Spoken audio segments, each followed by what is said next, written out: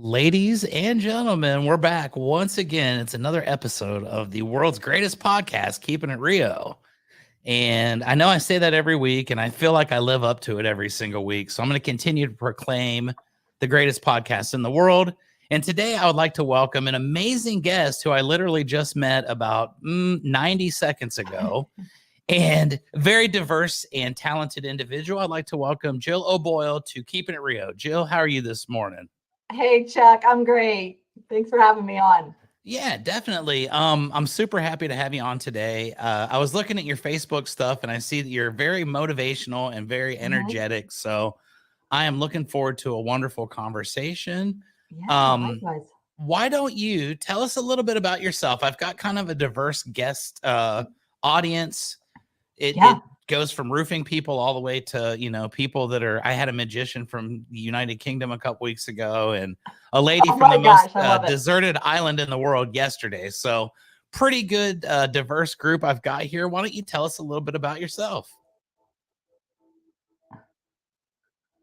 Yeah, I will. And I love that. That's what the awesome thing is about podcasts is like, you just get to meet people from all over that you normally wouldn't have had a chance to meet. So I truly appreciate you reaching out, having me on.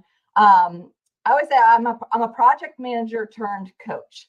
So I'm a high performance coach. I'm an author, motivational speaker, also a podcast host like you.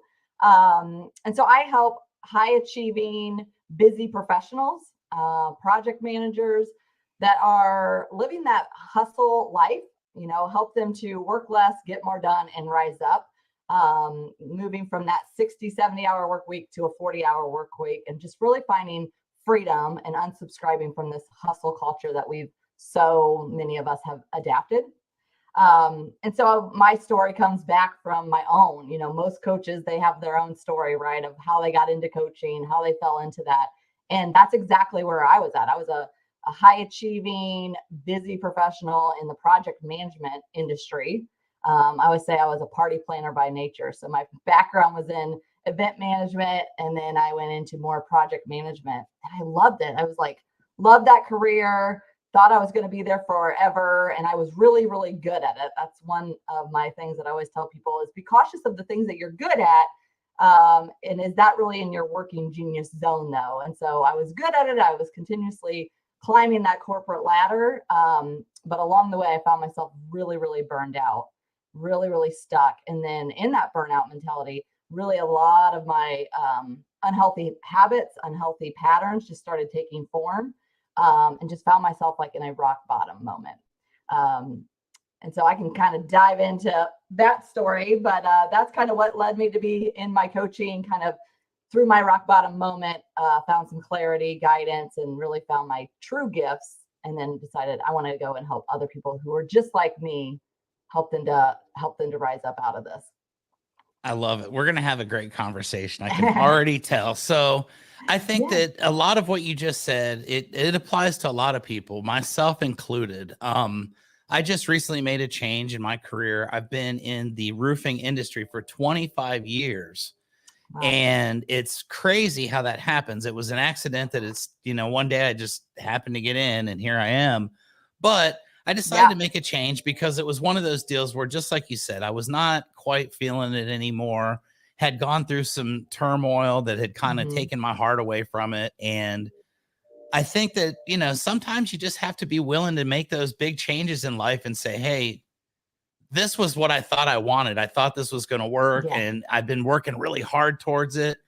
But now I realize there's other things that I would rather potentially do, or, just because I'm good at this doesn't mean that I love everything about it. So that's an amazing, that's an amazing concept that a lot of people don't really ever get the freedom to enjoy. Tell me a little bit about yours, how you got to that point with getting so burned out, what was a typical work week looking like for you? And, I know with a lot of people, it's overload. We just go, and don't realize that we're going so hard until, exactly until you're there. Yeah. I mean, that is exactly where I found myself, where one day all of a sudden I was looking in the mirror and I was like, whoa, how did I get here? So I'll take you back. So I was growing up, I was a person that was like very intuitive, kind of just did whatever I wanted. Like if it brought me joy, I was going to go do it. And so I kind of lived my life on that pattern of just like um, doing the things that I wanted to do. And that led me really, really far. And then I got to about, I don't know, probably early 30s. And I got to this point where I was like, is this it? And so I had this like vision of success. I lived my life really a lot of my younger life. Like when I was real young, I did really what I wanted to do. But then in my 30s, I felt like I started getting to this point of like, like we need to start adapting to what society thinks, the world thinks. I found myself in that people pleasing stage of just living my life really for what other people thought I should do, what they said I was good at. I was like, oh, I'm good at this, that people recognize that I'm good at this. So I'll just keep doing this. And then I also had this vision of success that was very, very skewed. So back then, my vision of success was, okay, if I'm going to be successful, I must work really hard. I must work all the time. If I'm going to be successful, it must mean I must have a certain amount of money on my paycheck. And I probably need to start adapting and acting different ways around different people. And so this vision of success and this people pleasing, like kind of took on a little bit. And so I found myself just really hustling all the time, like never being present, just go, go, go, living really for my career. And I think that's where all of a sudden I had that wake up call where I realized my self-worth got so wrapped up in my identity. I was a project manager, like outside of that and outside of where I worked, like I really didn't know who I was. I think many people can find themselves in that situation where they just lose, like, what are the things that you love? What are the things that matters the most? So anyway, I started just really grinding it out. I worked all the time. I was in an industry in project management where I did trade shows, marketing, and events. So we did large trade shows for corporations, all different sizes. And so I traveled a lot, and I was leading a team of about 12, and it just took over all of me, honestly, Chuck. Like I just put every ounce of everything into my work. And so I had 2 young kids, I had my husband, and I could just feel my life kind of crumbling. I wasn't being home much for my kids where I needed to be. I wasn't definitely being a good supportive wife. And so if I wasn't working late at night, then I would come home and I would just start drinking.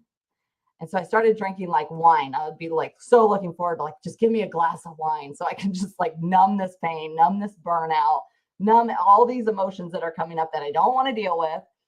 And so that pattern just kept continuing. And so I used to love to be like a morning girl, and I would wake up and get my workout in. I'd start my day off right. And of course, now I'm not working out because I am either hungover or I'm tired or I'm exhausted. So my life just started, like all the things that I used to do just kind of started crumbling. And I found myself staying with those patterns of either working till midnight, coming home, drinking wine. Then I found myself traveling all the time.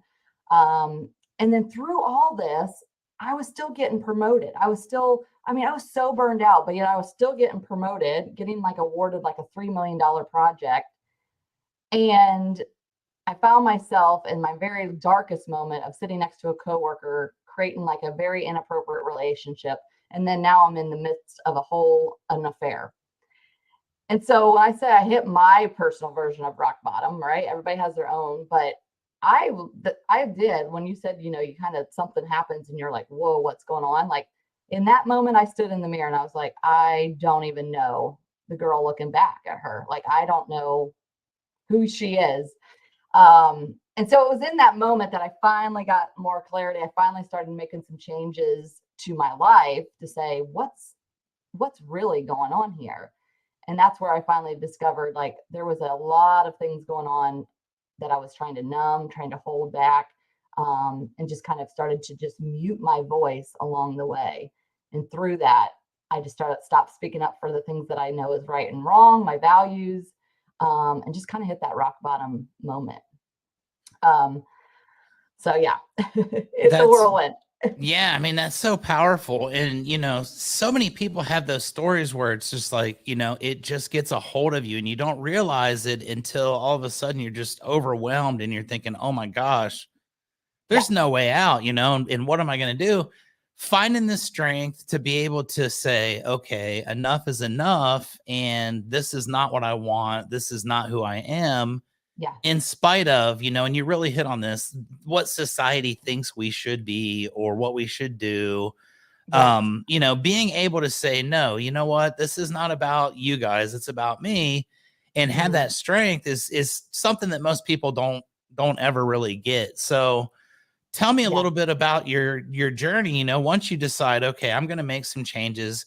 Obviously, like you said, your entire life had kind of gone exact Yep. opposite of what it was. So you got a lot Yeah. of stuff to work on. How does that look for you? And, what do you do to continue to keep Mhm. pushing forward, even on days when it seems almost hopeless at times? Yeah. So in that moment, the typical response is it's everybody else's fault. And I found myself there, right? The reason why I had an affair was my husband's fault, right? The reason why I'm working so much is my boss's fault. It's the culture. It's my team that's not supporting me. It's this, right? That's usually the motive. And I finally got this aha moment. I'm very much now, I got away so far removed, of course, from my faith, but I've gotten so much back into my faith. And, I think there was just this moment where God really was like, you can sit there all day and you can point your fingers at everybody else, but there's a whole lot of things going on inside you, Jill, that you have not dealt with. And so I think it was when in that moment where I finally was like, what can I start to control? So yes, maybe this trade show industry is crazy, it's busy, and I can accept that belief. I know a lot of project managers would probably be shaking their heads. They're like, yes, project management is just busy, but that's just a bold statement, right? We can all have control of our industry, of our team. It starts with leadership, number one, but you can also be a leader of your own life. And so I just started to really figure out what matters most in my life. And back then I would have said my family mattered most to me. Like as a core value, my family is number one. But that was so false, because if that was true, then I would have been leaving the office at 5 o'clock. I would have been giving myself the hard stop. I would have been creating the habits to make that statement true. And unfortunately, I wasn't. And so, but I still believe that. And so I'm like, okay, if family is my number one, then what do I need to start doing? What changes do I need to do? Um, and so I started just going there, because at first I was really just like thinking, okay, I just got to find a different job. I got to find a different job. And so still my identity was all wrapped up in the career. Like if I want to have a life that I love, it's got to be, I just got to find the right job. Like this just isn't it. And it was in that moment that I was like, no, you're not going to just go move to another trade show company or event marketing company, where the work style is going to be probably the same. The stress might be the same. Like, let's just get you right first, and then we'll figure out where your next move is. So I just started doing little habits. And the one thing that I always say was a game changer for me was creating my morning routine. And so many high achievers, I work with a lot of high achievers, and they're like, well, I don't have time. I have no time. And that's the one thing that I got figured out was like, yeah, I'm a contributor. I love, love, love to contribute to others. So in my project management career, now in my coaching, like that's my why in life, is to contribute to the success of others. And so some of that I was cultivating myself, because every time my office was like a revolving door. And anytime somebody would come in and be like, Jill, can you help me? It was like, yes, of course. Let me help you. Like I love to help people, but that was also like, at what point, right? That's where there was like no boundaries being inputted. So it was learning how to create those healthy boundaries. And then I started to finally realize, like, if I want to give and help others, I've got to fill my own cup up. And so I finally realized I need time for me. And so I set my alarm clock back like 30 minutes earlier.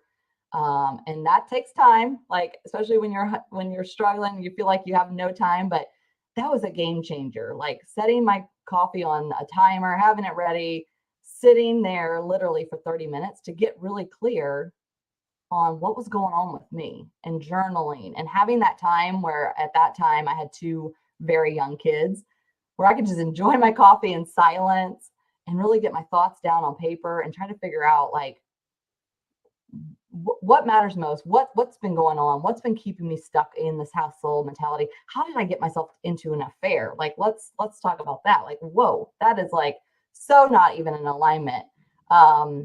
And so it was in those moments and mornings of stillness, honestly, where I just started getting more clarity, and then I found that I was so much more productive, like in my work and everything. I was shifting my mindset, which is a huge thing I talk about in my coaching, of getting it, adding more gratitude in my day, being thankful for the things that I have. And then by just creating that morning routine, I was able to get into the office with a way better frame of mind. I started like thinking in those mornings, like, what are my top 3 priorities I need to do? And then the one thing that I think it was also a game changer was I made that hard stop. And I realized, okay, if family's going to be my number one, then I will give 8 hours to my job, and I will, I will give it all when I'm there. But by creating that hard stop, it made me realize like I only have from about 8 to 5 to get my work done. So it helps with delegation too, because you can realize when somebody comes next to the office door, you're like, no, you know what? I can't really, I can't do that today. I won't be able to get that done for you by 5 o'clock today. But if you're flexible, I could totally get you that tomorrow, and just creating these healthier boundaries that I just was not keeping at all. So yeah. Yeah, and you hit the nail on the head there so hard. It's like, you want to have time for everybody because you feel like it's also your responsibility to be there for everyone. Yeah. And sometimes you just look around and it's like, well, who's here for me when I need it?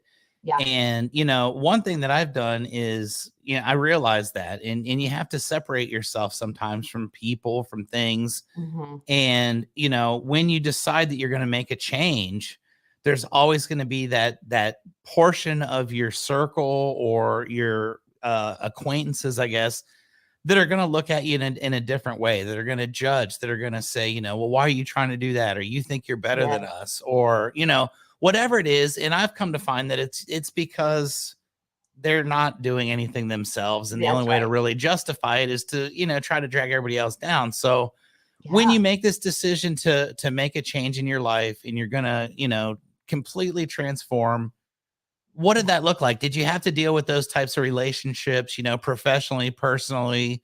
Oh yeah. What kind of adversity did you face there? And, how did Yeah. you overcome that? Great question. Yeah. So for 4 years after the affair, I continued to go back into that same office and continue that job. And that was a gradual process of, shifting my mindset and doing little habits over the time. But the thing that I love the most is that my husband and I never got divorced. Honestly, our marriage is stronger, better, and more happy than it's ever have been, even prior to before the affair.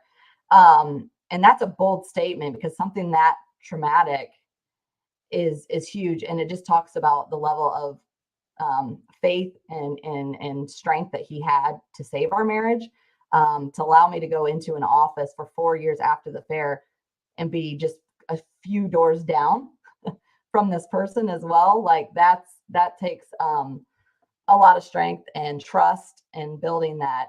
Um, but I realized that was a good season for me to really work on myself and my control and the things that I needed to change. And in those 4 years, there was a blessing there because, and I say this with caution because I know COVID was very much there was a lot of things going on, right? For some people. But honestly, COVID was a blessing for me because it was the first time where, the events weren't going on. We were all sent home. And I would say that was a huge turn in our marriage too, where I was actually home, and as a mom, I was actually home, like present in front of my kids for once. And then that light bulb was like, okay, what matters most, Jill? Like, is this really worth it? So I started doing a lot of journaling, and it was in that moment where I continued to just keep hearing this voice of like, you need to go help people that are struggling like you. You need to go and be vulnerable and authentic and share your story. Share what happens when you can let yourself get rattled up into your identity of your career, into your burnout mentality, the effects that will have not only on yourself, but on your relationships, on your physical, with drinking, all the things, even sometimes medication for people. And I was like, oh man, like I heard that loud and clear and I just kind of kept shutting it off. And I was like, I don't even know what that would look like. Right. Like sometimes we hear these things or we get these ideas or we hear these, I say it's a voice of God or your intuition saying, let's just take that leap of faith. Let's start a podcast. Let's start sharing your story. Let's start a coaching business. And I'm like, okay, wait. You want me to just go and tell social media and the whole world that I had an affair and this is what happened in my career? Like, I don't know about that. But I tell you that it was the best decision I've ever made. And did it come with some pushback? Oh yeah. Yeah. And that's the thing I tell a lot of people is that authenticity and vulnerability, like it's not easy by all means. And you probably will find that you might lose some people along your way when you do start showing up as your true authentic self and speaking your truth and vulnerability. But I always say that's actually a blessing in disguise. Like sometimes there's people that come into our lives for seasons and reasons. But you're going to step out of that and you're going to climb higher for another reason, right? To help somebody else. And so, yeah, there was so many pushbacks when I started opening up and sharing on social, in my circle of friendships and family members. And they absolutely did not get it. Absolutely. It was like, she fell off her rocker. Like, what's she doing? Just sharing all her dirty laundry. And I was like, but I was so rooted in my purpose and my why and my reasoning for why I wanted to share this was because that's what I love to do. I love to help people. And I was like, no, there is a greater purpose that I still don't even know. Like there's going to be more coming, but like just me and you talking today, like I would have never met you, Chuck, if I wouldn't have like shared my story. I'm meeting so many people around the world, speaking on stages. Like it's the, what do you call it? It's just the circle of building relationships. Like, I think that's what our life really is meant to be. Like, we're just supposed to serve others and just keep building relationships and paying it forward with, whatever your story is. Like I say, sometimes your mess, right? And we all heard that, like your mess is your message sometimes. Like so many people want to hide all their traumas and their pains, but I'm like, just let it out. It is so freeing when you do. Unbelievable. And it's so great because like you say, the people that are going to give you the pushback are usually the ones that just kind of eliminate themselves from contention anyways for being your true friends. Yeah. And when you start to get that clarity and you start to understand, okay, I do have a group of people that understand what I'm going through. Mm-hmm. I decided to start a podcast. For me, I started this podcast. It was completely just like a ridiculous reason. And it's morphed into what it is today. And it certainly wasn't this when it started. But, yeah, you start doing things like that. It's like, okay, well, I'm going to put this out here. And you tell yourself, I don't care if anybody's paying attention. I don't care if anybody's watching, but you do. And you're watching your own stuff and saying, okay. But then you get that breakthrough moment where somebody that you've never met before comes up to you or reaches out to you and says, hey, Jill, I heard your podcast. What you were talking about, it hit home with me. yeah. Thank you. You've done something to make my day better, to change my life. Like, tell me a little bit about how that feels for you, because I think it's the coolest thing. I've got this ridiculous little Keepin It Rio thing, but I had a guy the other day that was like very, very sick. And, someone reached out and said, hey, he mentioned that you were like one of the ones that he likes to watch just to keep himself engaged and moving forward. And it's like, man, that means a lot to me. Tell me a little bit about that. And, we're going to talk about your speaking and stuff as well, but just starting your podcast and getting out there, tell me about growing it and, how you started to realize just how broad your audience really is, or if you've even realized it yet. Oh yeah, no, it's it's the best feeling ever, because I don't know about you, but yeah, when I first started mine, I was like, you're just, and for a while mine was just me talking. I didn't have guests yet. And so I was just sharing my story and just telling people whatever was on my mind. But I remember there's so, that lovely inner critic likes to get in our head and tell us that, we should just stop doing this. Nobody's paying attention, right? And it's usually when that gets loud that somebody will come out of the woodwork. But I remember thinking that, like, is this even helping anybody? Like, is anybody even listening? And I'm like looking at the stats a little bit, and I'm like, okay, well, people are listening. But it's when you start getting those out of the blue, and people are interesting, right? Us humans are interesting creatures. And we like to live in silos a lot. We don't like to really like things if it's, contradictory, because then people might be like, oh, why is she liking that? Has she got something going on? But slowly I would just get these text messages or emails and say, I hope that you keep doing this podcast, because you don't know what I look forward to these every single morning on my way to work. It's actually like, I 100% relate to your story, just so you know. I'm so glad that I'm not alone. Like, that was, oh my gosh. Every time I get those, I'm like, this is why. This is my why. Because I knew that there was people that needed to hear it. Yeah. That's awesome. And that your energy is just so cool. I love it. It's early still in the morning, but I'm all fired up. And you were talking about morning routine. So that's something that's been big for me as well. Yeah. I started, I guess it was about 2.5 years ago. It was the first opportunity that I was going to get to be a featured speaker at a conference. And I was like super excited about it, right? And then they have to do the headshots for it so you can be on the have your name up on the big marquee, in bright lights. And my face was like this big. It was like 3 basketballs, right? And I didn't realize it until I saw that. And I remember that I had a guy that was working with me, and I'd always mess with him. You always get my bad side. I always look terrible in the picture. It's always your fault. And, again, because everything's everybody else's fault. I wasn't looking horrible, but I was. And I started that, journey, and I was like, okay, I'm just going to start very slowly. I used to be physically fit. I came into the same deal you did, where I just kind of got myself into a rut. I moved into a place. I moved to San Antonio, Texas. I did not know a human being here. I had never even been here until the day that I set up residence in San Antonio. So that's a bit of a strange dynamic. And I'm always trying to, do the best I can, but I also am not very disciplined. So I gained a whole bunch of weight. I got pretty fat. But then I started thinking to myself, okay, I was able to do that because I didn't know anybody and I had nothing to do. And I was making all these excuses. And it's like, well, you don't know anybody, so you can go to the gym. There's actually people there you can meet. You can do this. I started doing this routine 2.5 years ago, and it just started as walking through my neighborhood. And I lost 90 pounds. And it was just like consistency. That's all it was. It's just, okay, go every day. I knew this morning, you're actually the second podcast I'm doing this morning. I had another one an hour before we met this morning. Oh my gosh.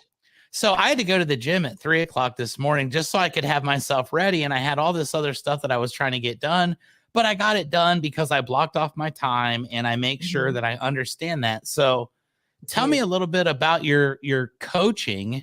Yeah. You've been a high performer and realized, okay, I'm really good at this, but I don't love it. Yeah. Found something that you really love, which is helping other people. And now you're going to turn this into a career. Yeah. Tell me a little bit about the dynamic, how you got started with your coaching career, how you get people to listen to you. If you're like me, this is kind of weird and I don't want to hijack your interview, but I was in roofing for 25 years and I just started with business consulting about 2 months ago.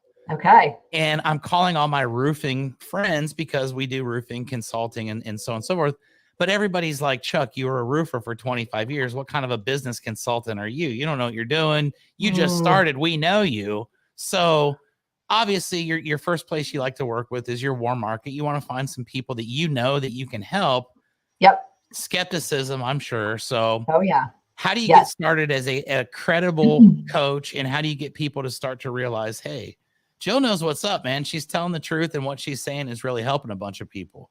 Yes. So that's the thing. When I was trying to really figure out what's my next step in life, that I kept going back to that. I was like, I don't know. Like we just people just put ourselves in these boxes, but we have so many gifts and strengths and talents when you really look at it. Like all your whole life has been lessons and experiences that lead you to where you're supposed to go. And so, but in that mix, I was like, all right, all I've been is an event planner, corporate planner, wedding planner, or a project manager. Like, so I don't know what else would I do? But finally, with like that morning routine and just really journaling what my gifts were, that's when I finally looked back and I was like, what do people always come for me for? Like when they come into my office, what do they want? They want my help. Like they always look to me as a person who gives sound advice. And they're like, you know what? Like every time, they would come to me because they would know I'd get it done. That's the high performer in me. And they would also come to me because they would always say, you know what, Jill, like, can I run this by you? I got that all the time. Can I just run this by you? And the thing that I realized, I've done so many different assessments and things like that. I love doing all kinds of those quizzes and all that stuff. But the one thing, there's this, I don't know if you've ever heard of it. It's called the Working Genius. There's like 6 types of working geniuses. So people usually have 1 or 2, and then they have another 2 where they can do it for a little bit of their career, but if they stay in that too long, it's going to burn them out. And then there's this frustration zone, like you should not be working in this zone, like this will frustrate you. And one of the gifts of mine is that intuitive gift, which I knew at a very young age. Like it's just that natural instinct and intuition that says, this is either right or wrong, or good business decision, bad business decision. And so I think that's why people come to me a lot is usually it's a gut read. I'll say, nope, if I were you, if it was me, I wouldn't do that, or I would do that.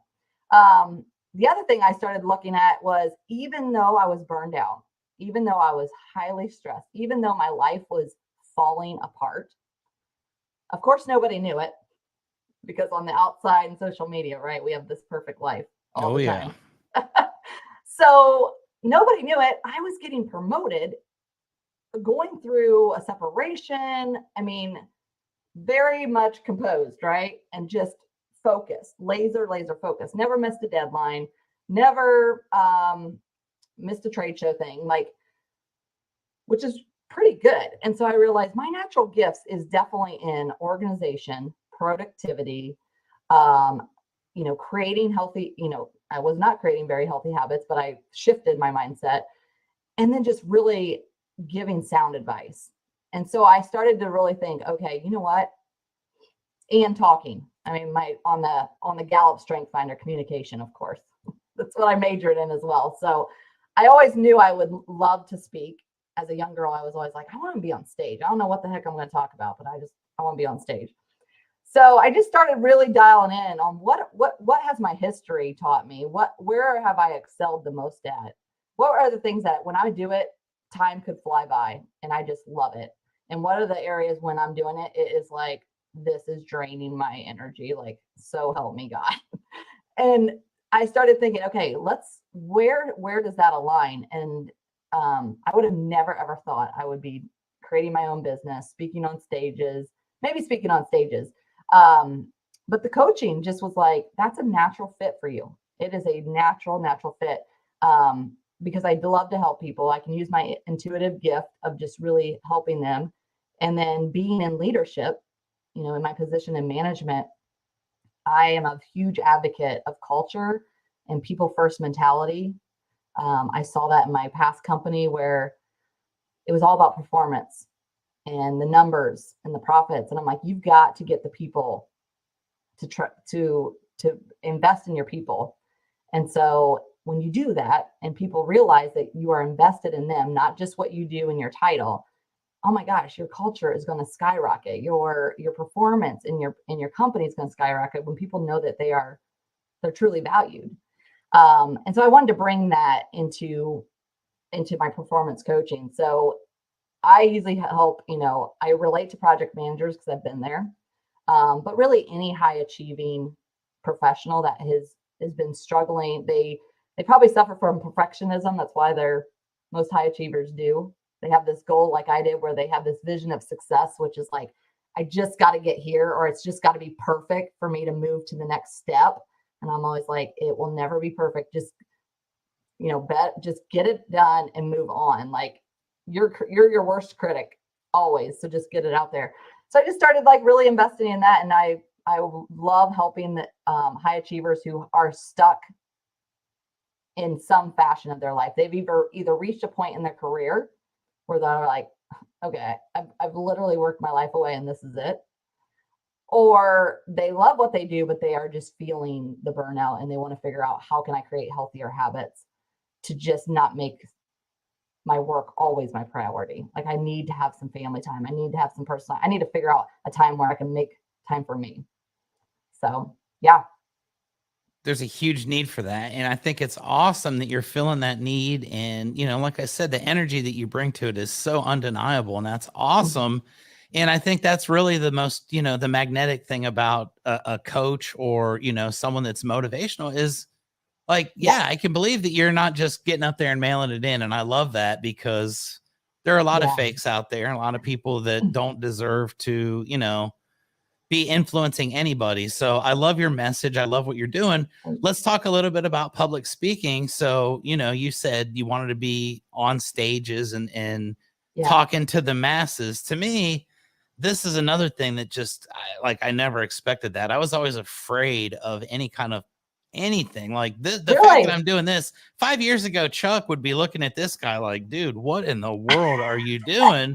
But, I realize the importance of it and it's fun now. But when you first get started, you're getting ready to talk to a crowd. I think the first one I did was a BNI group and it was maybe like 12 or 15 people.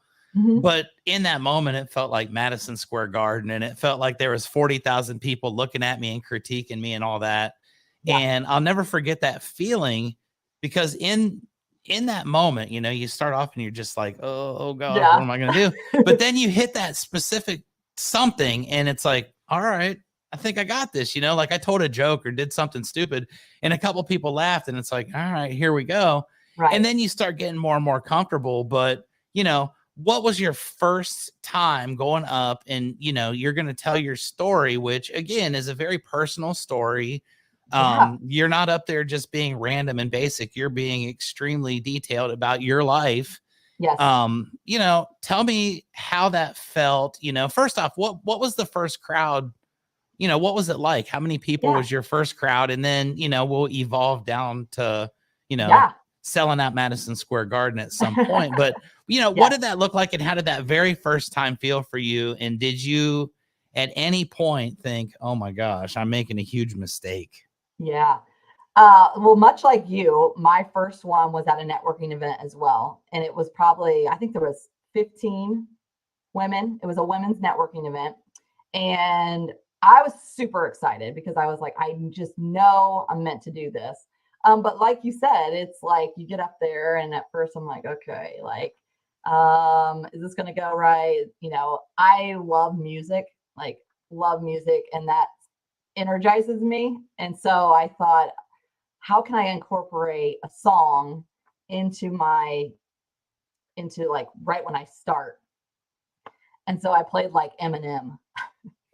And it was like, because the topic that I was choosing was fall into your greatness. It was like back in the fall. And I was like, so I tied it into like falling into your greatness. And so I opened up with Eminem, like you got one shot, you got one opportunity, like, and when I did that, and then of course I loved to dance. So then that music just kind of got me in the flow. And then, like you said, like people just started laughing and I was like, all right, this is all right. And then when I started getting real raw about, my story, I mean, it was like a needle could have dropped in that room and all the eyes were just staring. And I'm like, okay, are they either staring because they are like feeling this? Or are they staring because they are like, are you serious, girl? Like, you're just going to just drop like that you've had an affair and like blah, blah, blah. But then then I start seeing tears in the room. then afterwards people coming up and like, let's meet for coffee, because I can relate with so much of what you've went through, and I need this. And then, I mean, 15 people in that room, and 2 of them became my clients like the following week. So I was like, okay, I mean, this is what I am called to do. Like and I had that, it was never the moment afterwards that I was like, no, I regret it. It was like, I want more of this. I need to get the message out to the masses, which is what I keep hearing too. And that's, I think, why I started the podcast as well, was that one-to-one coaching is great, and it's individualized, and I love to hold my clients accountable. Like, I'm a pretty hands-on coach, like checking in with them, making sure like they're sticking to what they said they're doing. They're not falling back into those old routines. So one-to-one is great, but stages allow you to meet the masses, and you just never know who's going to be in the room that you might just change their life. And that's the part that just fires me up every time. It's like, I just got done speaking at it was like a 300-person event. And afterwards I wrote a book, I co-authored a book. And so afterwards she came up, she bought my book. I had several people come up and buy the book, but this one girl in particular, and I don't know who she was, but she texted me afterwards. And so she read my chapter in this co-author book, and she texted me and she said, I was at your speaking event and I just read your chapter in your book. And I sobbed through the whole thing because I could see myself in your story. And my marriage isn't perfect, and I'm definitely still struggling with my burnout, but you just don't know how much you've given me hope and inspiration in a time of my life that I needed it the most. And I mean, that like brought me to tears. Like, I was just like, wow, like that's powerful. That is powerful. It's insanely powerful. And just think, that's one person that had the courage to speak up and to touch base with you about it. There are probably so many more that you're never going to even be aware of. And that's what's so beautiful about this. A lot of people, I don't know, in roofing especially, there's, it's a weird industry. There's some characters for sure. And people look at this and they're like, oh, whatever, you're just trying to be famous, or you're trying. To be honest, I could care less. If nobody watches this podcast but you and I could care less. I'm enjoying it because I'm talking to someone that I've got a lot in common with. I can appreciate your stand, as far as what you've gone through and where you're at. Yeah. And to me, someone will watch this and they'll touch base 2 or 3 years from now. I'll get a note in my YouTube and it'll be like, thank you guys for that. So I definitely appreciate it. It's so cool. And, it was never an intended thing, but that's a cool byproduct for sure. So you just hit on the fact that you wrote a book. I love having authors on my podcast. I think I've had 8 now. Nice. Tell us a little bit about the book. Yeah.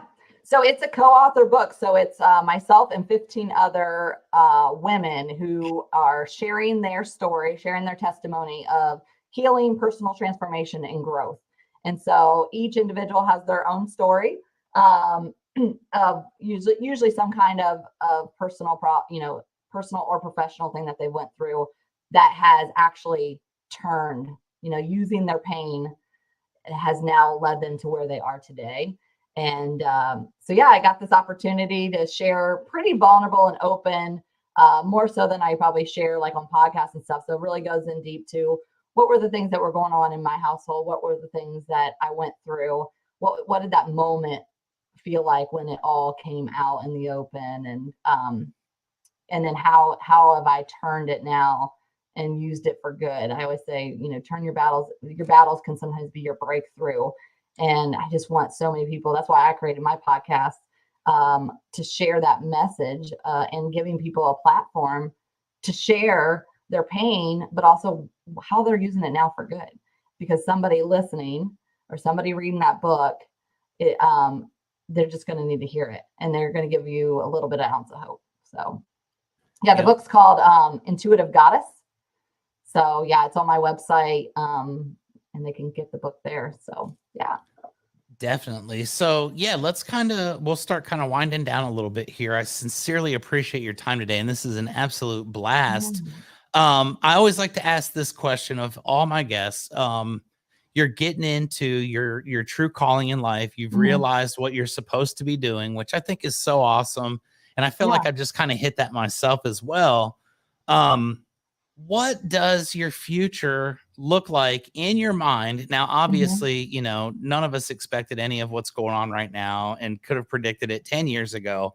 But in a perfect world, 5 years down the road, what, you know, what kind of things are you doing, and to what degree, I guess, to what magnitude? Like, how famous do you want to be 5 years from now?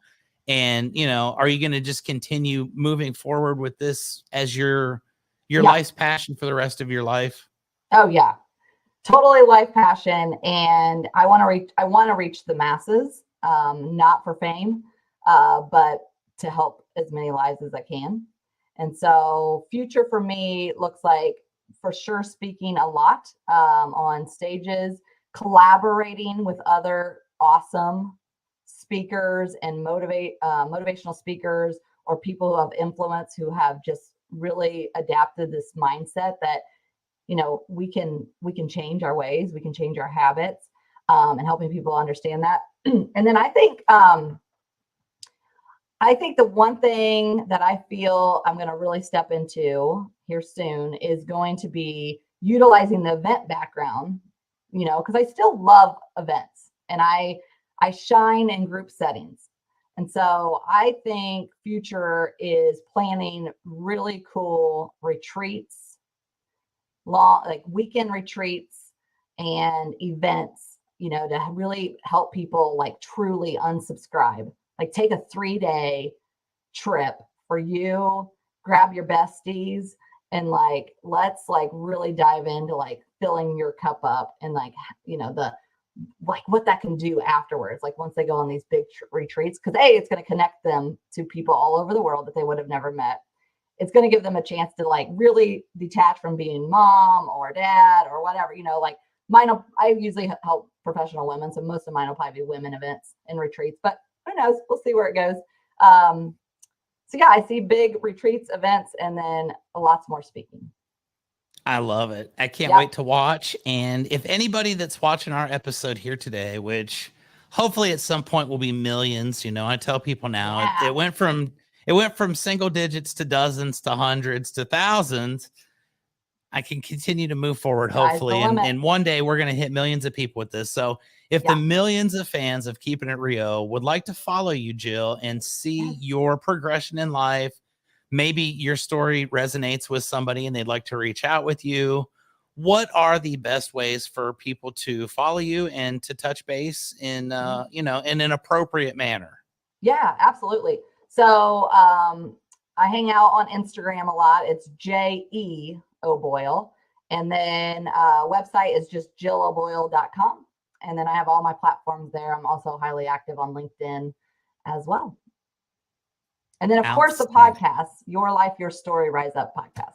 Yes, and I highly suggest everybody subscribe. I'm going to go do that myself. I always like to be supportive of anyone that's supportive of my podcast. And I can't thank you enough for your time today. This has been so cool. I will definitely be a follower for life now. So you're stuck with me.